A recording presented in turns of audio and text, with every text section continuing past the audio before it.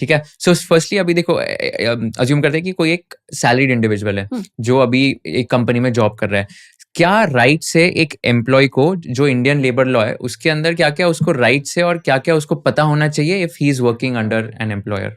Okay, तो different type of employee, different type of workers हो सकते हैं। जैसे अगर एकदम बेस लेवल से स्टार्ट करें, अगर कोई फैक्ट्री वर्कर है तो वो इंडस्ट्रियल डिस्प्यूट एक्ट के अंदर कवर होगा। एंड इट सेज कि अगर आप 1 साल से किसी फैक्ट्री में काम कर रहे हो तो आपको निकालने से पहले एटलीस्ट 1 मंथ ऑफ नोटिस और 1 मंथ ऑफ सैलरी आपको देनी ही होती है।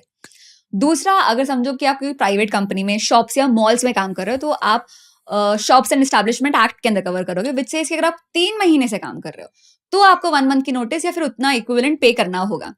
फिर अगर हम आ जाते हैं ये ऑर्गेनाइज सेक्टर में कि अपन जैसे काम करते हैं, देन तो टर्म्स एंड कंडीशन सब कुछ उसमें आ जाता है। तो इसलिए बहुत ज्यादा इंपॉर्टेंट हो जाता है कि आप अपना ऑफर लेटर देखो। The laws are also applicable for probation, कि अगर आप कोई प्रोबेशन में हो तो भी ऐसा नहीं कि आपको कभी भी निकाला जा सकता है। तो इसलिए ना जब लोग ज्वाइन करते हैं तो दे आर वेरी ग्रेटफुल, अरे जॉब मिल गई, और बहुत सारी सुध खो बैठते हैं। पर जब आपको जॉब मिल भी रही है, take 2 minutes and ask them to send you an offer letter. और उसमें आप फाइन प्रिंट्स पढ़ सकते हो कि अगर आपको हटाया जा रहा है तो नोटिस पीरियड कितने महीने का हो सकता है। A lot of companies are also okay in extending the notice period, कि अगर 2 महीने की है और समझो कि कोई रायपुर से मुंबई शिफ्ट हुआ है तो आपका लॉक इन पीरियड यहाँ पे जहां आपने घर लिया हो सकता है वो 3-4 महीने का हो, and you can discuss and extend that. तो फाइन प्रिंट पढ़ने के लिए ऑफर लेटर मंगवाना चाहिए। Normally I think offer letter के हिसाब से 1 month is the minimum notice period जो आपको देना पड़ता है। प्रोबेशन के टाइम पे भी देना होता है। अगर ये सारी चीजें हो भी रही है तो बहुत सारे बेस चीजें होती है, जैसे it can not be discriminatory, discrimination की बेसिस पे नहीं हो सकता।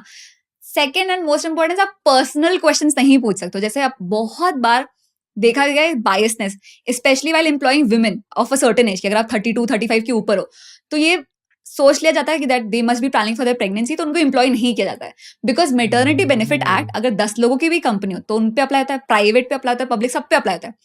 तो I like to talk about maternity benefit act. तो मेटर्निटी बेनिफिट एक्ट क्या बोलता है कि समझो कि मैं 1 साल के लिए किसी कंपनी में काम कर रही हूँ और 1 हफ्ते बाद मेरा खत्म हो रहा है कॉन्ट्रैक्ट, और मैं आज बता देती हूँ कि I want maternity benefit act, तो अगले it I think it runs for 24 weeks और 26 वीक्स की मेटर्निटी बेनिफिट होती है। तो 1 हफ्ते बाद जो मेरा कॉन्ट्रैक्ट खत्म हो रहा था, now the employer can not fire me, ना ही मुझे डिमोट कर सकता है, कुछ भी नहीं कर सकता है। तो वो चीज की वजह से ना a lot of times employers ask personal questions, are you planning to get married, what is your family situation, and all of that is not allowed.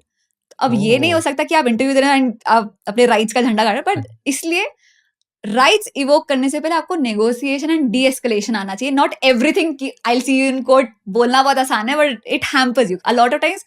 जब तक कोर्ट का डिसीजन आएगा तब 2-3 साल हो चुके होंगे। तो नेगोशिएशन करना आना चाहिए, बात करना आना चाहिए। You should always smile, take a minute and de-escalate things, that also helps. तो मेटर्निटी बेनिफिट एक्ट के कारण अ लॉट ऑफ टाइम्स, इसको ना एक नोबेल प्राइज भी मिला इकोनॉमिक्स में, जिसको बोलते हैं मदरहुड पेनल्टी, जिसमें देखा गया कि विमेन, हाँ, एंट्री लेवल पोजीशन में या मिड लेवल पोजीशन में तो बहुत जल्दी आ जाती है, पर सीनियर लेवल पोजीशन पे नहीं जा पाती है।